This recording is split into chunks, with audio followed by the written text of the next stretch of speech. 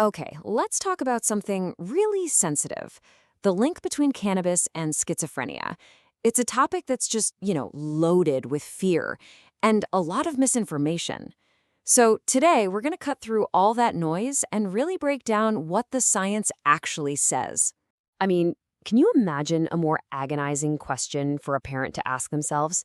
It's a fear that gets amplified by all the headlines and documentaries that seem to draw this super straight line between the two. But the thing is that line really there? Is it that simple? So, to get to the truth, here's how we're going to tackle this. First, we'll look at a parent's worst fear, that common story we all hear. Then, we'll dive into the brain's blueprint.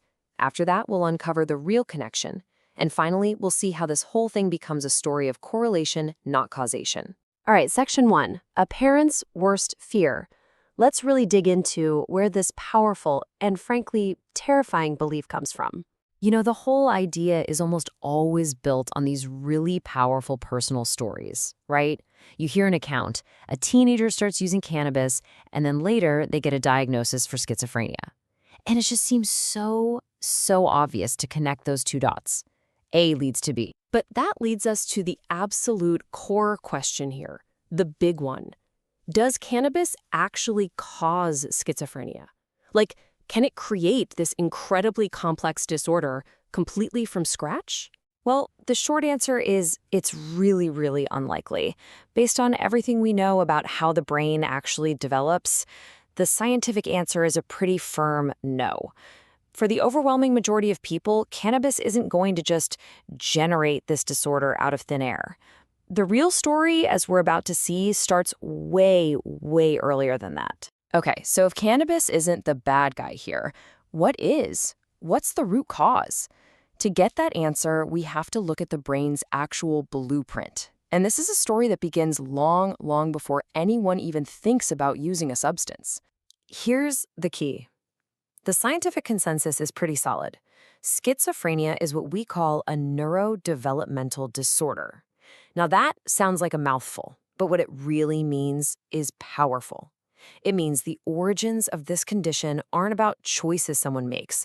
It's about how their brain was physically wired up before they were even born, during gestation. And this is just fascinating. We can actually see the physical evidence. In a typical brain, you see how the cells in the hippocampus, a key area for memory, are all lined up in these neat, orderly rows. But now look at the right.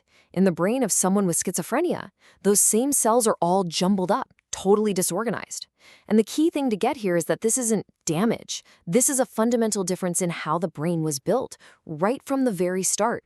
Okay, but wait, that's a fair question, right? Couldn't something like cannabis use later on cause this kind of damage, mess up the brain's wiring in adolescence? Well, it turns out the brain has a really specific way of telling us when it's been injured. Think of it like this. When neurons in an adult brain get destroyed, the brain's emergency services, these little helper cells called glial cells, they rush to the scene. They clean up the mess and form a kind of scar tissue. This whole process is called gliosis, and it's like a bright flashing neon sign that says, injury happened here. And here is the absolute kicker. When scientists look at the brains of people with schizophrenia, they don't find any gliosis in those disorganized areas. None. The cleanup crew never showed up. And what that tells neuroscientists is just unmistakable. That brain structure wasn't damaged later on. It was simply built that way from day one. Okay, so if cannabis doesn't cause the disorganization, then what is going on? Why do so many people see this link? Well, that brings us to the real connection. Let's talk about what the relationship actually is. This is what's called the self-medication hypothesis, and it kind of goes like this. Step 1. You have someone with this pre-existing condition. Maybe as a teen, they're feeling alienated, distressed, just off for reasons they can't put their finger on. So, step 2, self-medication. They might try cannabis to try and feel better. But here's the problem. Step 3, cannabis causes a huge spike in dopamine in the brain. And finally, step 4, for a brain that is already vulnerable, that is already wired differently, that massive dopamine surge can be the very thing that flips the switch. It can trigger or seriously worsen psychotic symptoms. And this right here, this is probably the most important distinction in this whole discussion. Causing a disorder is not the same as triggering symptoms. Causing it means creating the underlying problem in the brain. Triggering it just means activating symptoms in someone who already has the condition. The underlying condition is like a pile of dry kindling, just sitting there. Cannabis doesn't create the kindling, but it can be the match that makes the whole thing go up in flames. So how did this complex idea of triggering, not causing, get so twisted? How did it become this scary but ultimately wrong public myth? Let's dive into that. It really comes down to this one word, correlational. Almost all of the studies you hear about are correlational. And all that means is that scientists are observing two things that seem to happen around the same time. In this case, cannabis use and a schizophrenia diagnosis. But they can't prove that one actually causes the other. Here's a super simple way to think about it. It's a fact. There is a strong correlation between the number of cold drinks sold on a given day and the number of drownings that happen on that same day. So, does drinking a soda cause you to drown? Of course not. That's absurd, right?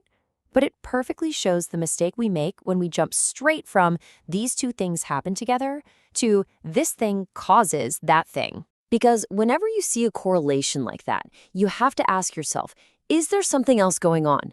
There's almost always what we call a third variable, some hidden factor that's pushing both of those things. And in our little story, the third variable is pretty obvious, isn't it? It's a hot, sunny day. The heat makes more people go swimming, which sadly increases the chance of drownings. And the heat also makes people thirsty, so they buy more cold drinks. The heat is the real cause of both, which creates this fake link between sodas and drowning. And that is exactly how the cannabis myth spreads. You have researchers who are very careful in their papers. They say, hey, this is just a correlation. We can't prove causation. But that kind of nuance, well, it doesn't make for a very sexy or engaging headline, does it? So the story gets simplified. Maybe a journalist takes a little license to make it sound more dramatic, and boom, a public myth is born. And the real-world harm of this is just immense. As Tim Parker from the University of Alberta notes, this misunderstanding has likely caused so much unfounded guilt and self-blame for families who are already going through something unimaginably difficult. So, this whole thing is such a powerful reminder of that old saying, correlation is not causation. And it leaves us with a really critical question to ask about, well, everything we hear. What other scientific truths out there might just be misunderstood correlations, with the real story, the third variable, hiding just out of sight?